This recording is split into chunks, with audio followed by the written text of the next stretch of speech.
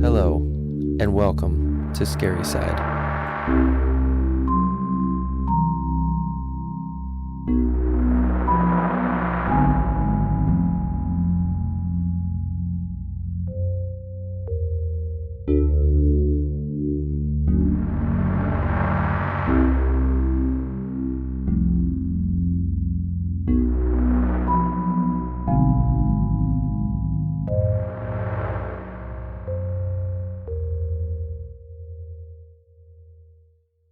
The staircase. The house I grew up in had a very disturbing detail about it, which was undisclosed prior to us moving in. It was a gorgeous house in Illinois, with pillars at the entrance, a gazebo balcony, and my favorite, a big beautiful staircase. My Aunt Coletta lived with us, and she ran a beauty shop out of one of the spare rooms downstairs. I would sit at the top of the staircase quite often. It was my favorite place in the house. Not only was it beautiful, but also because I could see a lot of activity in and out of the front door from Aunt Coletta's customers.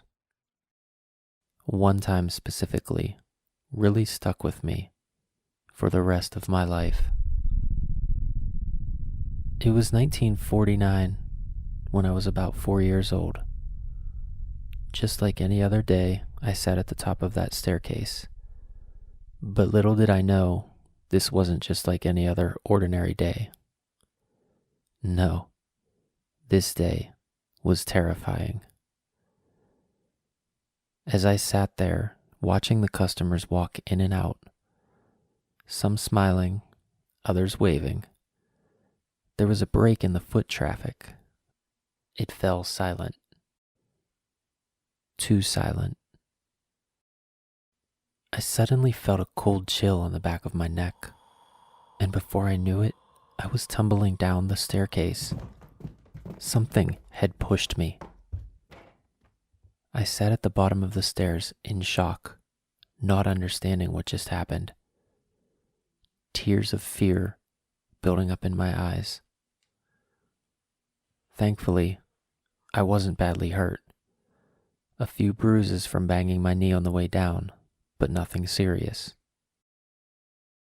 My mother, just in the next room, hearing all the ruckus, came up to me and told me, "Keep it down and quit playing on that staircase." I said, "But Mom, I wasn't playing.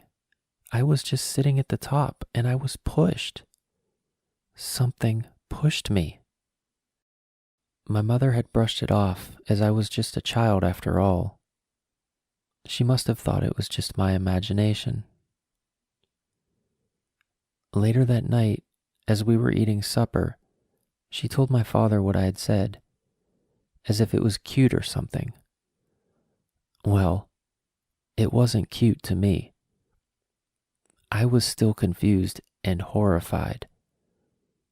But that's not the worst part. No, it gets worse.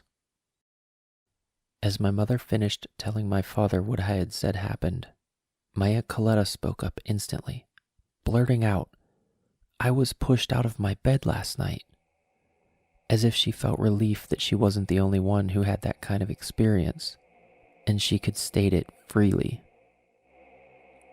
But she quickly looked at me and covered her mouth as if she wished she hadn't said it in front of me. Back in those days, people didn't speak of such things. My mother's face grew pale and blank. My father, full of skepticism, didn't believe it one bit. He wasn't one to tolerate any nonsense, and he stated right then that he would sleep in my Aunt Coletta's bed to prove that there wasn't anything pushing anyone in this house. But that night would only prove to be the absolute end of my father's skepticism.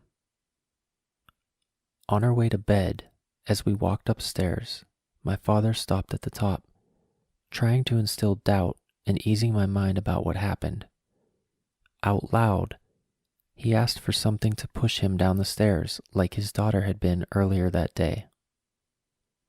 We all four stood there, still, and clammed up in suspense.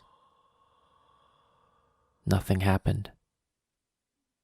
He smiled at me and said, "See, there's nothing to be afraid of. It was just your imagination." With a knuckle rub on my head and a kiss on my cheek, he put me to bed. My Aunt Coletta snuggled up next to me to help comfort me.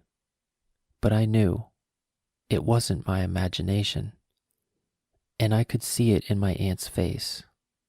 It wasn't hers either. Nonetheless, I drifted off to sleep.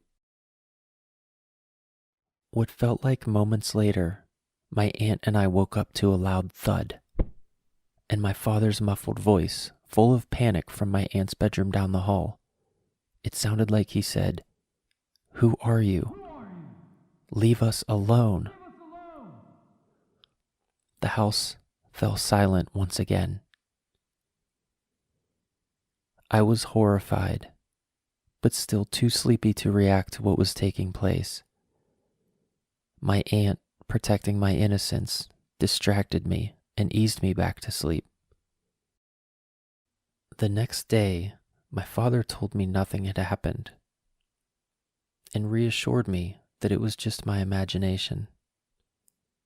He seemed a little different, distraught. Even though I found it all hard to believe, I casted doubt on myself and took his word for it. As the days passed, my acceptance of his word grew as there were no more occurrences after that night. We moved out of that house shortly after, and I thought nothing more of it. Years later, when I was in my mid-20s, my mother and I were reminiscing about the past. I made a joke about how I had imagined being pushed down the stairs at our old house. Her face turned pale and blank, just as it did that night long ago at supper. I asked her what was wrong. She remained silent. Her eyes glazed over, staring at the wall as if she were miles away. I waved my hand in front of her face and said, "I didn't imagine anything that night, did I? I heard Dad. I heard a noise like he fell on the floor. I heard him talking. I knew it." My mother slowly nodded and proceeded to tell me something that struck me with fear. She said, "Your father was pushed out of bed that night, just like your Aunt Coletta the night before." She said she spoke to someone shortly after that horrifying night who knew the history of our house. She stated, "Before we moved in, that house belonged to a banker.